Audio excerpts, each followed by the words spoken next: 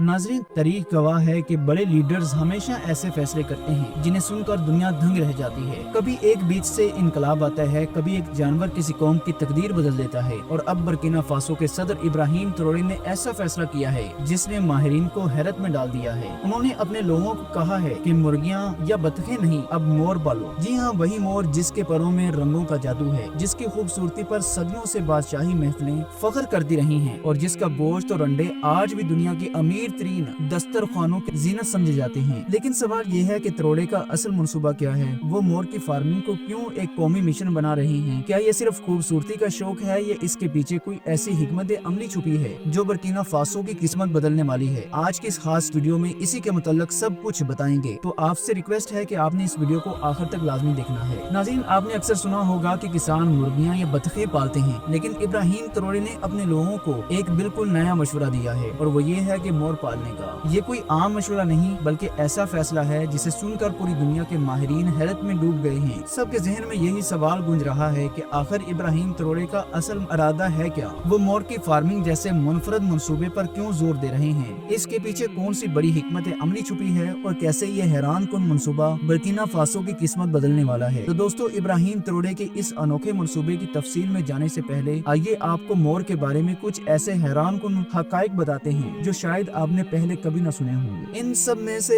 दिलचस्प हकीकत मोर के जिनसी मलाप के मुताल्लिक है। मोर का जिनसी मलाप कुदरत का एक दिलचस्प और मुनफरद अमल है। जब नर मादी को अपनी तरफ रागब करने की कोशिश करता है तो अपने पर खोलकर एक खूबसूरत और दिलकश रक्स पेश करता है। इस रक्स के दौरान वो अपने रंगीन पनों को फैलाकर मादी को अपनी तरफ मुतवज्जे करता है। ये रंगीन पर ना तो नर की खूबसूरती का इजहार करता, बल्कि मादी के लिए ये एक इशारा है कि नर सेहतमंद और ताकतवर है और नस्ल की अफजाइश के लिए एक अच्छा इंतखाब हो सकता है। मादी मोर नर की जिस्मानी खुसूसियात, इसके रक्स और उसकी आंखों को देखकर फैसला करती है कि कौन सा नर उसके लिए मुनासिब है। मादी आमतौर पर वो नर मुंतखब करती है जिसके पर सबसे ज्यादा रंगीन और खूबसूरत हो और जो अपना रक्स सबसे बेहतर तरीके से दिखाता हो। इसका मकसद ये होता है कि वो नस्ल की बका के लिए सबसे मजबूत और सेहतमंद नर के साथ मिलाप करे। जब नर मोर मादी को अपनी तरफ मुतवज्जे कर लेता है तो वो जिनसी अमल की तरफ बढ़ता है। ये अमल बड़ा ही मुनफरद है। चार्ल्स डार्विन के मुताबिक जब नर मोर अपनी नस्ल की अफजाइश के लिए मादी मोरनी के साथ जिनसी ताल्लुक कायम करता है तो वो अपना आंसू उसकी आंख में टपका देता है। चार्ल्स का कहना है कि नर मोर का ये अमल सिर्फ जिन्स की तस्कीन के लिए नहीं होता,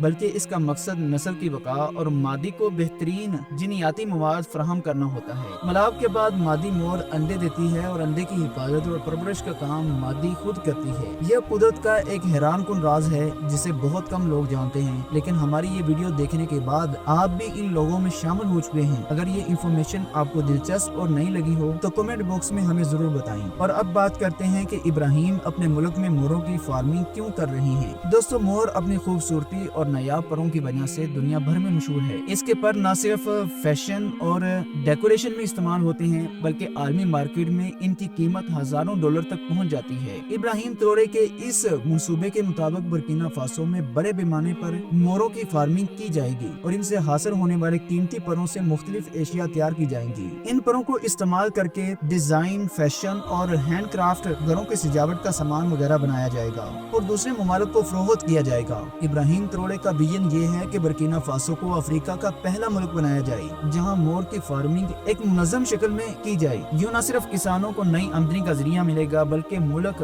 आलमी मंडी में अपनी इनफरादियत कायम करेगा। इनका मानना है कि अगर बर्किना फासो के गाँव-गाँव में मोर पाले जाएं तो इन परों की बरामदात से सालाना अरबों डॉलर कमाए जा सकते हैं। ये मंसूबा न सिर्फ किसानों की गुर्बत खत्म करेगा, बल्कि नौजवानों को भी रोजगार के नए मौके फराहम करेगा। नाज़रीन, कुछ ममालिक में और यूरोप के बाज़ शाहाना महफिलों में आज भी मोर के गोश्त को एक अय्याशी की अलामत समझा जाता है। कीमत की बात की जाए तो एक मोर का गोश्त $1000 तक फरोख्त होता है, क्योंकि ये आम मार्केट में दस्तयाब ही नहीं होता और इसकी नायाबी ही इसे महंगा बना देती है। मोर के गोश्त की ये कहानी सदियों पुरानी है। यूरोप के बादशाहों और उमरा की दावतों में ये गोश्त बतौर शाहाना पकवान पेश किया जाता था। मेहमानों के सामने जब खूबसूरत परों के साथ सजा हुआ मोर लाया जाता तो ये सिर्फ खाने के लिए नहीं होता था, बल्कि ताकत, रुतबे और दौलत की नुमाइश का एक जरिया होता था। इस दौर में जो शख्स अपनी दावत में मोर का गोश्त पेश करता उसे सबसे ज्यादा अमीर और बाअसर समझा जाता। आज भी यही रवायत किसी न किसी सूरत में कायम है। मशरिक़ वस्ता के बाज़ अमीर तबके के लोग खुफिया तौर طور پر مور کا گوشت خریدتے ہیں اور اپنی دعوتوں میں پیش کرتے ہیں، کیونکہ یہ گوشت کھلے عام مارکیٹ میں نہیں ملتا۔ اسی لیے جب کسی تقریب میں یہ دسترخوان پر آئے تو مہمان اسے ایک انمول چیز سمجھ کر کھاتے ہیں۔ کہا جاتا ہے کہ اس کا ذائقہ مرغی اور بکرے دونوں سے مختلف اور زیادہ نرم ہوتا ہے، اور مسالوں کے ساتھ پکایا جائے تو اس کی لذت میں مزید اضافہ ہو جاتا ہے۔ یورپ میں بھی خصوصی شاہی تقریبات میں مور کے گوشت کو پیش کرنے کی روایات دہرائی جاتی ہے۔ وہاں یہ صرف